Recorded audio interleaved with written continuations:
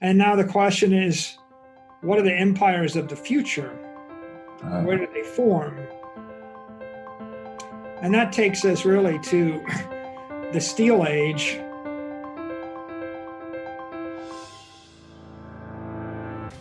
You know, the 19th century, the robber barons and the like. And you can see with shipping networks, you know, those canals gave way to free ports and eventually gave way to container ships. And container ships totally remade everything, and they shifted power to Singapore and Hong Kong and companies like Maersk. And ultimately, it's a low energy, it's a componentized way to move things around.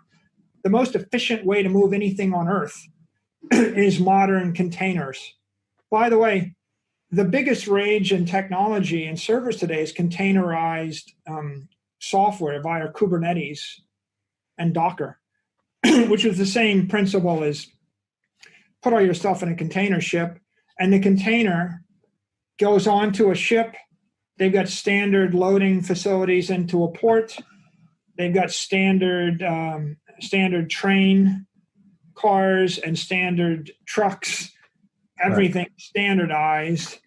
And the cost and the transparency of that was cut maybe by an order of magnitude with that innovation. Right. Standardization once again. Right. So what I do have a question about these empires that we've discussed historically. Ostensibly, the purpose of an empire like this is to basically preserve the walls of the city, protect the peace, honor private property rights within that dominion, right? Enforce contract law, ensure that there's a non-violent means for dispute resolution, such that commerce can be conducted fluidly. And you mentioned the empires of the future. This is something I think about a lot, is that we've always needed this monopolist on violence to sort of honor private property rights within their jurisdiction. But another really interesting aspect of Bitcoin is that it's the first private property right that is agnostic of government completely. It's the first private property right that is agnostic of government completely, right? You don't need government to enforce your right to your private keys. It's like holding physical gold or any other bearer instrument. So I wonder how much that plays into the relevance of an empire in the historical sense, kind of going into the future. Well, I guess, yeah, traditional empires are producing security. Like the number one export of the United States is security. Like literally, I can live in Miami Beach and I don't worry about someone shooting me across, you know, the intercoastal waterway. And if I was in certain other parts of the world, I'd have to be surrounded by 100 bodyguards, right? So security. They have that saying about Genghis Khan. They said when the Mongols controlled all of Asia, a virgin could have ridden from one end of the empire to the other with a pot of gold on her head and not be molested. The Mongols weren't screwing around either. Yeah. You intercept their mail. If anything gets stolen, anybody gets hurt, they show up with an army and they murder everybody for 100 miles in every direction, kind of to make the point, don't F with the system. Right? Now, most of these empires, they generally provide this kind of security for their citizens, you know, not always for the non-citizens or the aliens or the slaves or the whatever, whoever's the underclass, but they do manage to establish them. Bitcoin is a security, and Bitcoin's number one value proposition is security. It's security of energy, right? If energy is translated to money and money is translated to Bitcoin and it's stored in the Bitcoin network, you're securitizing your assets, you know, in a cloud of behind a wall of encrypted energy. And in that regard, it provides an important right and empowerment to the individual. it hasn't quite addressed the physical security element, right? When we actually come up with something that will surround your person with a field of I guess repulsive energy, like your a own force field or something. Yeah. Right. Then you will have accomplished the same thing in the physical domain that Bitcoin does in the virtual domain. But but having if I secure your life force, right? Energy, money is energy, is life force, is money is power. If I secure your power, that can be converted into physical security, either by allowing you to travel away from the. We have the example, Nazi Germany in the 30s. All the Jews had their money locked up in Germany, and so the way the system worked is they operated as bankers, and they allowed people to launder their money out of Germany, and they would take a haircut, 10, 20, 30% initially, then 50%, then 70%, then 90%, until pretty soon it was like a 90% haircut to get your value out. And so consequently, people didn't want to leave. Right. Mm-hmm. And so if you don't have your monetary power or your assets secured virtually, then your physical security is always at risk, because you can't leave, nor can you protect yourself, right? You can't pay for anything to protect yourself, and you can't get out, or you can't pay to get out. You would think that probably one of the most useful or common, or not common, one of the compelling use cases of Bitcoin would be if I'm a refugee trying to flee a war zone, because it's either that or gold. And the problem with gold is there's a lot of people with guns. They're going to take it from you. Yep. And at least with Bitcoin, you could pay the guy with the gun half the money when you started, and the other half when you got there. And the worst he can do is blow your head off, but he's not getting your money. Whereas if you got gold, he just blows your head off, takes the gold. Yep. So yeah, I think it's second order beneficial to physical security in a lot of different ways, and it makes the world better. But it's first order beneficial to economic security.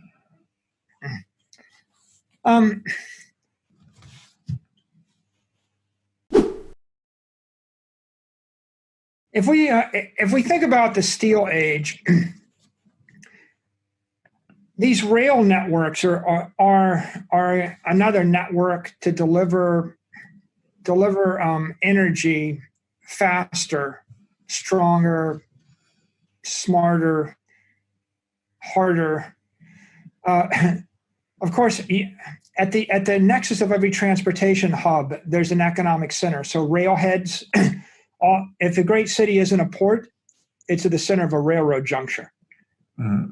And when you bring in, a lot of times, sometimes at the center of the rail juncture, you can tax all the trains. So if goods come from Spain into Paris and they're going to Germany, the French get to take a tax right there in Paris. So the railheads became a nexus. The other fascinating thing about the railroads is they became really instrumental to logistics movement of armies, and they drove economic and political power. And one interesting example is Winston Churchill, when he was like 25, he wrote a book called The River War before he was famous for anything. In fact, he was quite the adventurer. He went off to fight in the war in the Sudan under Kitchener. And the entire book is about the British working to win a war in the Sudan, and they had to take Khartoum, and it's like going 1,000 miles up the Nile, maybe 1,500 miles up the Nile, across desert. And why would they want to do it? It's a very interesting question. But here's the bottom line. The entire outcome of the war comes down to the question, can the British build a railroad to Khartoum? And if the British succeed in building a railroad, they win. And if they can't build a railroad, they can't provision the army, and they can't move their heavy equipment, and they lose the war. The entire war, it's called the River War, but it ought to be called the Railroad War. It's just about building a railroad across a desert. And at the end of the day, as soon as the railroad arrived, a bunch of guys with explosives and Gatling guns showed up. They, devastated everybody, and it was not a fair fight at all. Like Gatling guns versus guys with spears and musket loaders, and it's kind of very unpleasant. If you read it through the modern view, it doesn't necessarily leave you a good taste in your mouth, but it's a reminder that a lot of times the difference between winning and losing and living and dying is of railroads. I think there's a similar story in the American Civil War. If you look at the way railroads functioned, and even the conquest of the continent, right? The Union Pacific Railroad, and once the railroad crossed the continent, it's a manifest destiny. The United States was going to dominate. Without that railroad, was it 1,000 times more expensive to move stuff overland? Right. Yeah. Google is, they're very good at saying we don't do anything else that's going to be 10x or 100x better. I mean, so that's a Silicon Valley trope. Don't bother to do it unless you're going to have a breakthrough that's 100x. And well, all these things were 100x better. But a railroad we take for granted. It could be, I give you 5 tons of stuff, carry it from New York to California, count the amount of energy it's going to take you. Now put it on a railroad car. Try again. All right. You think that's not faster and stronger? 1,000 times faster? 1,000 times stronger? Something like that. Orders of magnitude. And that takes us to John D. Rockefeller, right?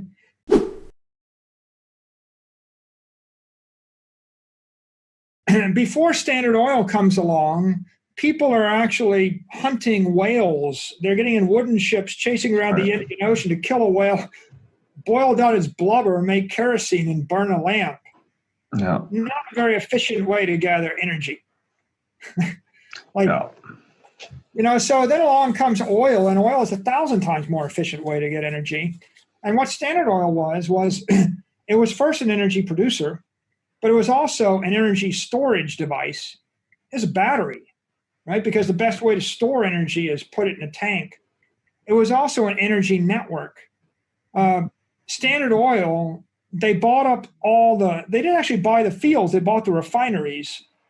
They refined the oil, they stored the oil, they bought up all the tanker cars, they bought up all the tanker ships, they locked down all of the networks, and they basically had an energy network. They actually had guys driving around with carriages to deliver, their energy to every single retail store. They had retail distribution. They would even give away the furnaces to sell the energy. They did a Jeff Bezos thing. Amazon Prime. People think Jeff Bezos invented it. He didn't invent it. I mean, if you read the biography of John D. Rockefeller, Rockefeller invented it all. He did it all. He gave away, the razors to sell the razor blades. He's the first guy to realize that, by the way, that you have to form a cartel, or you have to form some kind of understanding of scarcity. If there's no scarcity, there's so much volatility that the market is chaotically destructive. So you had the world's first serious energy network there. And it's such a powerful network that 100 years after Rockefeller's dead, those companies still are worth $1 trillion, right? They're still instrumental.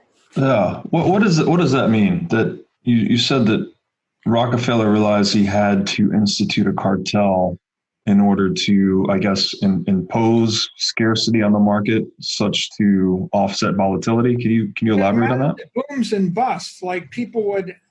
Well, you talk about scarcity. The problem of using a commodity as money is when the price goes up, people produce too much of it. Supply goes up. Yeah. Well, so it was a very inefficient industry with massive volatility.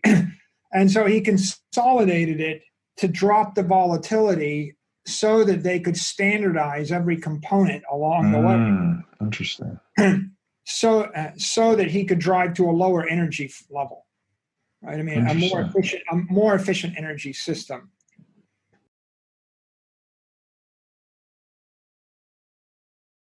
And I mean, ultimately, right, that if you want to look at the human condition,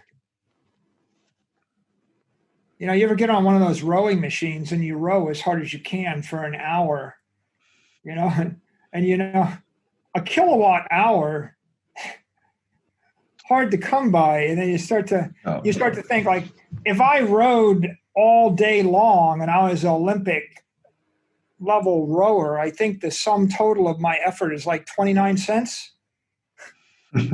Like, if you calculate, you know, the value of all of your human effort and modern energy cost, a quarter, a nickel.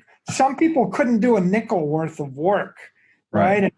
And you think about where we got to, and we got through to that by channeling this energy. And it must be, again, it's 1,000x, 10,000x more energy. In fact, just a general theme you see everywhere where there's an explosion of innovation and an explosion of vitality. Somebody tapped into 1,000x more energy, or figured out how to deliver the energy. Right. Somewhere.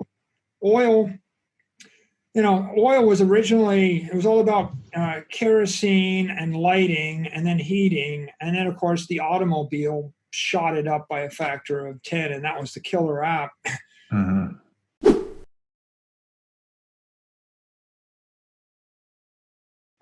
But if you go on to some other industrial era robber baron type networks, here's an interesting one: Kraft, Hershey's, and Post cereal. They're technology companies. People don't think of them as that. Before they came along, there wasn't no breakfast. That people didn't eat breakfast. Kraft and Post figured out how to box cornflakes and put it. And what they did is they stabilized food energy and put it in a container that didn't bleed the energy, that didn't leak energy. If I give you a bottle full of tomato sauce, and I just make it in my kitchen, and you put it in your refrigerator, it will spoil over some period of time. How much? Well, there's bacteria in it.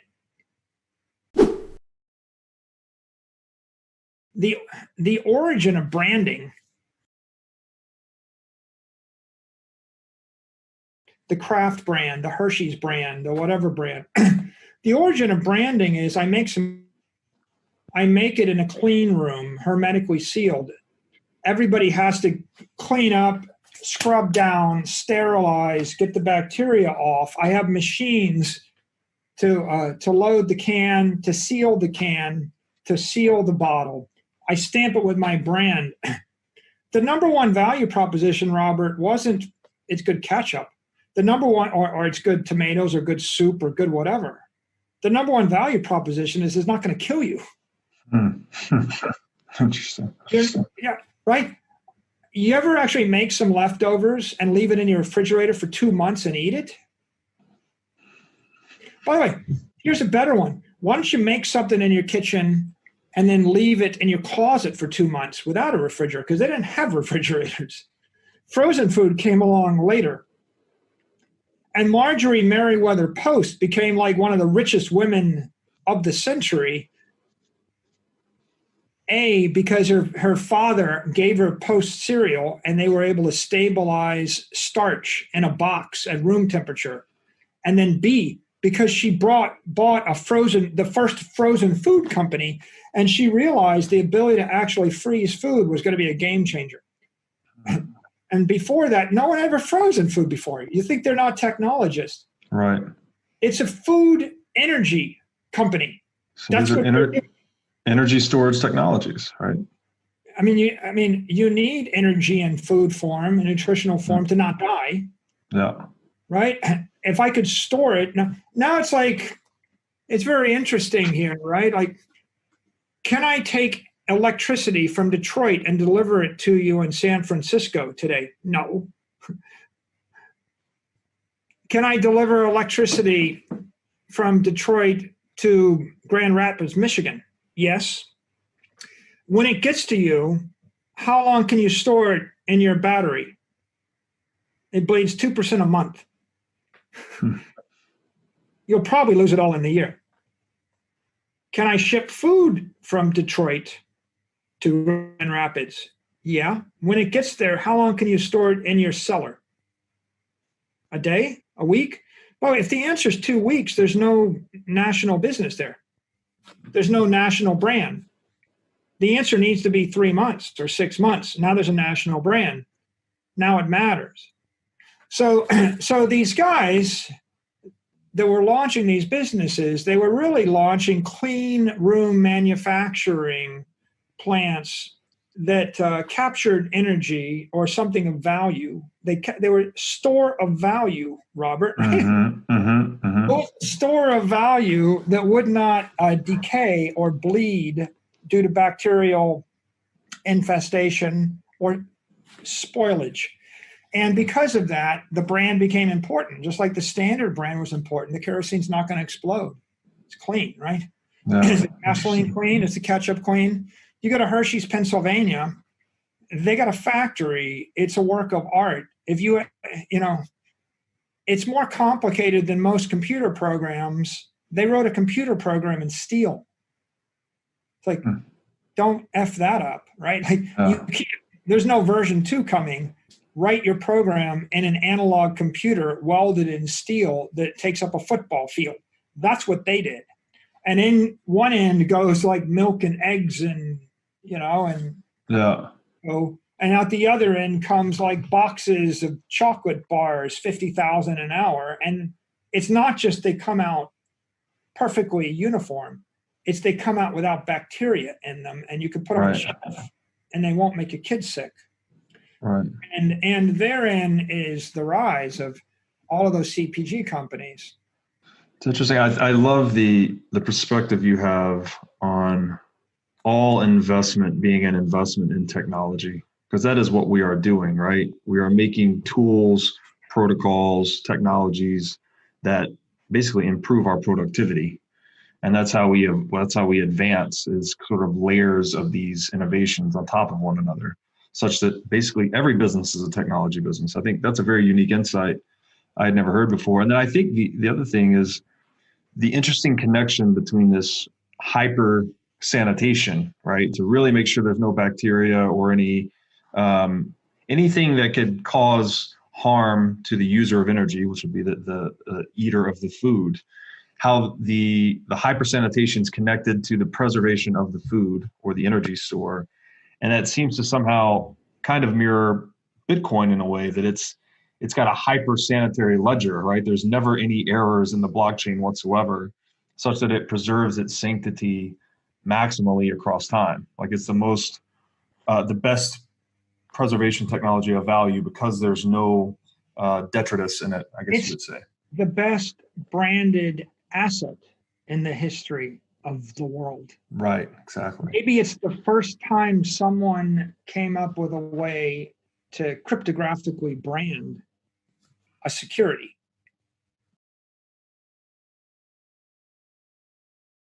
Yeah. Which is an interesting idea.